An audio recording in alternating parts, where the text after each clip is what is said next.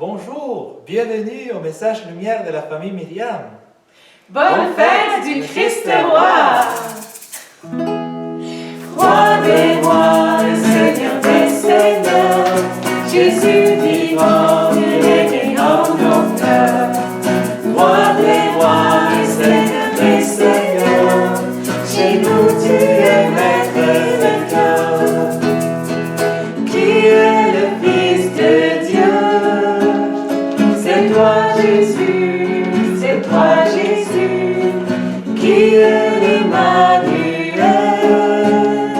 C'est toi Jésus, c'est toi Jésus, qui est Prince de paix.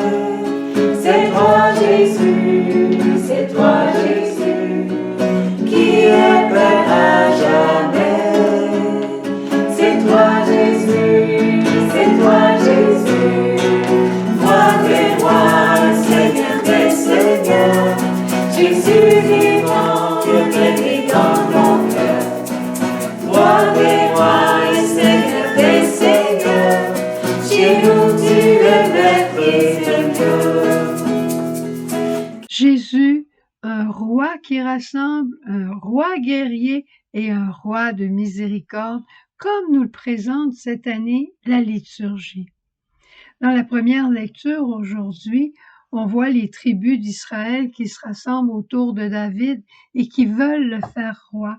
Ils lui disent, « Nous sommes de tes os, nous sommes de ta chair, nous sommes un des tiens et nous avons besoin d'un roi. » On a besoin d'être rassemblés par une personne. Il y a beau avoir le collège des évêques, le collège des cardinaux, notre Église a besoin d'un pape. On a beau avoir une famille avec des grands frères, des grands sœurs, on a besoin de papa et de maman qui ne font qu'un. On a besoin d'être rassemblés par une personne ou deux personnes qui ne font qu'un. Et cette personne qui veut nous rassembler, c'est le Christ lui-même en sa royauté. Rappelle-toi, quand Jésus a dit, « Une fois élevé de terre, j'attirerai tous les hommes à moi. » En faisant ce geste, je pense aux colonnades à Rome, à Saint-Pierre, de Rome au Vatican, les colonnades de Bernini. Hein? C'est comme deux grands bras là, qui veulent embraser l'univers, qui veulent embrasser l'univers, qui veulent rassembler tous les hommes. Le Christ, il est le roi qui nous rassemble. Et la deuxième lecture nous dit aussi qu'il est un roi guerrier. Un roi guerrier qui ne va pas à la guerre avec les instruments dont on parle le plus souvent, des bombes, la guerre nucléaire. Il va pas avec des fusées, il va pas avec des bazookas. Jésus a une autre manière de combattre, mais il combat pour nous protéger, pour nous défendre, pour nous faire grandir. Jésus vient mener le combat comme saint Paul nous le dit aux Colossiens. Rendez grâce à Dieu votre Père qui a laissé venir Jésus parmi nous et qui nous a rendus capables d'avoir part à l'héritage des saints dans la lumière, nous arrachant au pouvoir des ténèbres. Le grand combat que Jésus a mené comme roi, c'est le combat contre les ténèbres.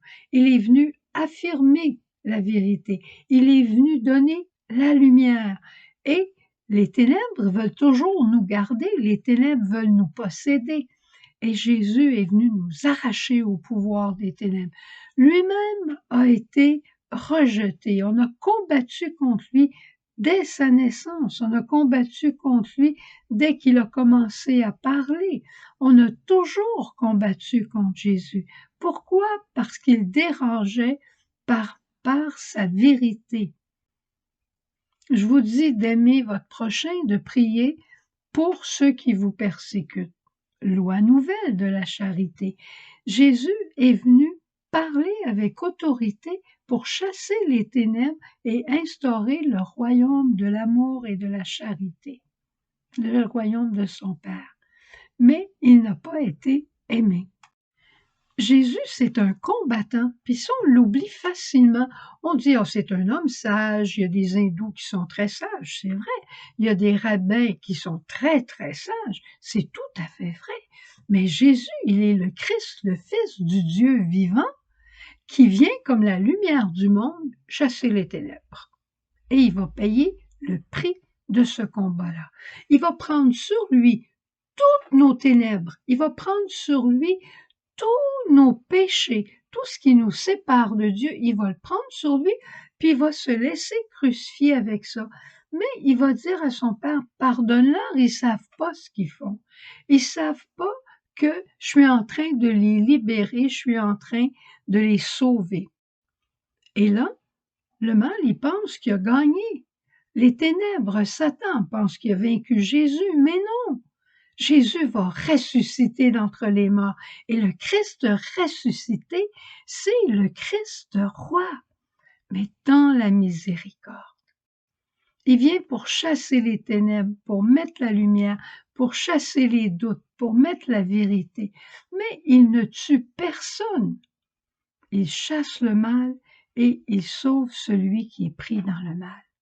Il est roi de miséricorde, roi qui nous rassemble, roi qui combat pour nous et roi qui nous fait miséricorde et qui nous invite dans son armée, l'armée des tout-petits qui vont combattre par l'adoration, par la mission d'offrande, par la douceur, par la patience, par la miséricorde. On ne combat pas nos frères avec des coups de poing sur le nez, avec des insultes. On les combat par l'amour. Voilà ce que notre roi nous rappelle encore aujourd'hui. Roi des rois, Seigneur des seigneurs, chez nous tu es maître et vainqueur. Oui, nous sommes en fête aujourd'hui. Nous célébrons notre roi. Jésus, il est notre roi. Pour lui, être roi, ça veut dire prendre soin. Prendre soin de toi, prendre soin de moi, prendre soin de nos familles, prendre soin de ceux qui ont le plus besoin de lui. Alors, si tu veux bien, aujourd'hui, on va lui donner les clés. On va lui donner les clés de notre vie. On va lui permettre de prendre soin de nous, de prendre soin de ceux qui ont le plus besoin. Sûrement, il y a des personnes chez toi, autour de toi, qui ont besoin de l'aide, qui ont besoin de Dieu, qui ont besoin d'être sauvés, besoin d'être guéris. Donc, offrons tous ces gens à Jésus. Veux-tu avec nous? On s'engage avec toi. On laisse Jésus être le roi de nos cœurs. Et aujourd'hui aussi, c'est la journée mondiale de la jeunesse. Alors, on prie d'une façon particulière pour toute la jeunesse. Dans ta paroisse, ton diocèse, dans le monde entier, nous prions pour que les jeunes, eux aussi, accueillent Jésus dans leur vie comme leur sauveur, le roi des rois. Roi des rois, Seigneur des seigneurs, Jésus vivant, viens régner en nos cœurs. Roi des rois, Seigneur des seigneurs, chez nous tu es maître et vainqueur.